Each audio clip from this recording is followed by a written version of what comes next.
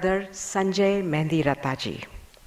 He has more than 2 decades of experience in financial service industry, currently working as Vice President and Head of Global Investor Relations at HCL Technologies.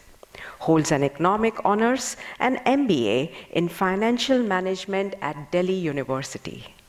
Brother Mehndiratta has been practicing spirituality for almost now 5-6 years. So we would now like to call upon Brother Mehndiratta, Sanjay Bhai, which we lovingly call him, to share that is it possible to have spirituality as an IT professional being a part and parcel of your life. Brother Sanjay Mehndiratta, let's give him a wonderful big hand, and I would request to call upon sisters to please welcome brother with badge.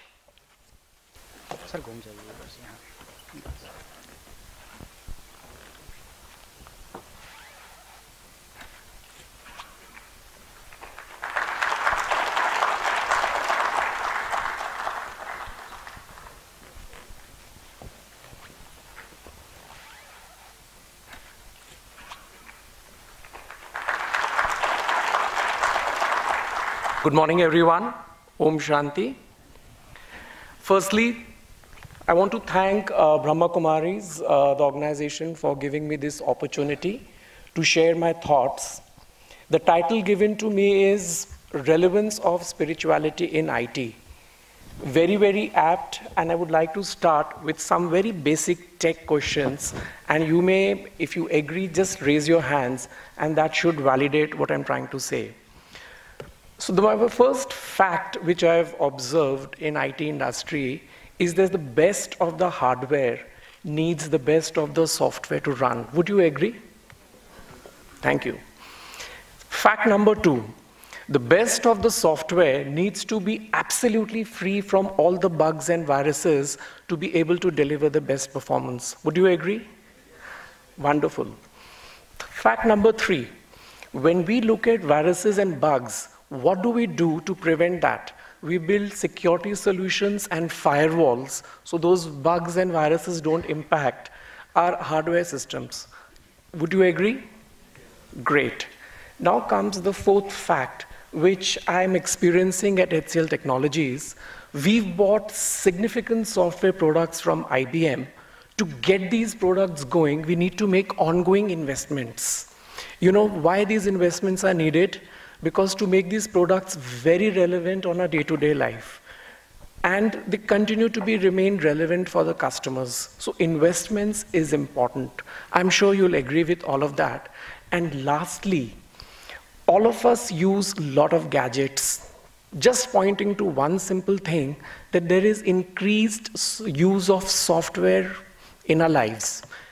Google, WhatsApp, YouTube, all of them are products. Now you would wonder, is session May, which is on spirituality in IT, why I'm asking these or why I'm discussing these tech questions with you? Very simple answer. You know, the analogy I'm trying to draw is that in the spirituality, the first lesson that I learned is that hardware is the body, but what makes my hardware perform best is the software internal, which is nothing but my soul power. This soul power is very, very important to nurture. And, you know, like we keep on getting these WhatsApp nice messages on a regular basis. One of them that I received very recently and which kind of strengthens this belief, if you want to make things better for you, the best for you, the only thing that you should focus is working inside, mastering inside, and ignore the outside. Now, when you link all of this, it points to the fact that spirituality, which is working internally, is very, very relevant in a similar way like it's important to have a software to be the best, which is why I gave you this little 2-minute kind of analogy. But let me just proceed further. What is my experience with spirituality, and how do I think it's relevant for a workplace in our personal lives? It's been a journey of 5 wonderful years that I've been associated with Brahma Kumaris. And it's just the pluses and the gains. But let me, as a professional, because I work at a level where I have a lot of team, I have colleagues, I see people around. So 5 of the top challenges that I believe all of us face at the work solution, and the way I have tried to counter them in my work, I'll tell you. And if you have something else, please don't hesitate to let me know. But one of the very important things for all of us at professionals is, how do we increase the productivity at work? These terms again sound very, very familiar, because in IT we are talking of how to be more efficient, how to be more productive, which means how to deliver more in small, a smaller time frame or with less number of people. So productivity, efficiency, these are the regular terms. But what does it mean how do you enhance it from through spirituality? What I have experienced personally is the fact that when you do meditation, it helps you to clear a lot of clutter, a lot of waste thoughts. They just get eliminated from your mind. With elimination of waste, your decision-making capacity actually goes up very, very, it just gets enhanced very significantly.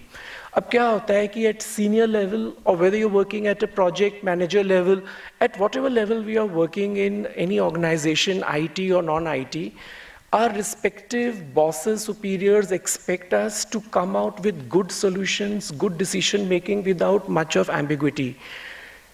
And the experience is very clear. If I look myself 5 years back and I look at myself now, the productivity level has gone up quite a lot. I think my decision-making capacity has become much sharper. I think the decisions that I take are more appropriate, and frankly, I don't now need to counsel someone else. I just connect myself internally and take those decisions. Challenge number 2. Difficult bosses, difficult reporting managers. For a lot of us, at times it makes us shift our jobs. Do you think by shifting job, you can change the situation? Maybe you'll come across a more difficult person in the next organization. People are not going to change for you. You have to change. What does that mean? When we practice meditation, it gives us a lot of power to accommodate and tolerate. Doesn't mean that you take everything what is thrown on you without responding. No, it doesn't mean that. It simply means that your resilience, internal resilience, to deal with different kind of people actually goes up. You're able to interact with people, whether they are your superiors, whether they are your peer group, whether they are your juniors, across. Because your acceptance for people, you see oneness, the oneness in everyone, which is very, very important. And your tolerance goes up. So that makes your life very, very simple. And I'm not talking about harmonious work relationships only at office. I'm talking of harmonious relationships even within the family. Those get improved significantly. Third challenge, time management. I think at the end of it, it's the priority. I'm quite thankful to all of you to have found time to come here today. But imagine, 24 hours will remain 24 hours. If we want to pack extra things, nothing is going to change that 24 hours. So I'll take my own example. I get up at 4 o'clock, do meditation for about 45 minutes to an hour, go to a gym, work out, do a proper workout session for about an hour, come back, listen to my spiritual lessons. By the time it's 8 o'clock, I'm already invested 3 hours on myself, and very beautifully, these 3 hours are not cutting into my family life in any ways. There is no conflict. There is no conflict with anybody's time, but I'm all charged with these morning doses of vitamin that I take through meditation, and it makes me ready to go. Now, ready to go where? From Gurgaon to Sector 126, I do a daily commute.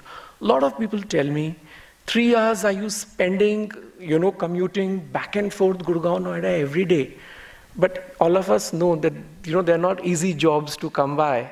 so I have to come to Noida to work. But it's a question of how well you're able to use those 3 hours or 4 hours of commute, in the best possible way. Maybe you respond to the emails, you respond to your calls, maybe you do some good quality reading, all of that. So I think at the end of the day, it's again the priority. But let me tell you, I'm able to do that without much fatigue, physical or at a psychological level or mental level. In fact, I have noticed that, this energizing which happens through meditation in the morning by connecting to a self actually fills you with so much of energy levels, you'll just be amazed what to do with so much of energy. And a good outlet that I found, even at this age, I'm 50 plus with 2 young boys who are beyond the teens, I'm able to do better weight training at the gym than I probably was able to do 5 years earlier. Challenge number 4, as we go up in the organization, why do our leadership people like you? What is the definition of success?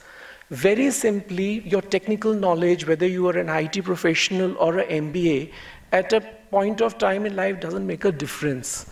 What matters is your softer aspects of your personality. Are you able to remain calm and stable in difficult situations? Are you able to come out with better solutions, what the management is looking at? Do you get destabilized with small things? Let me tell you, my job as head of investor relations at HCL requires me to track HCL's stock price every moment. And learn to be more stable and calm in such situations. And I'm able to present better analytics, better reasons why the stock price is behaving in a certain way.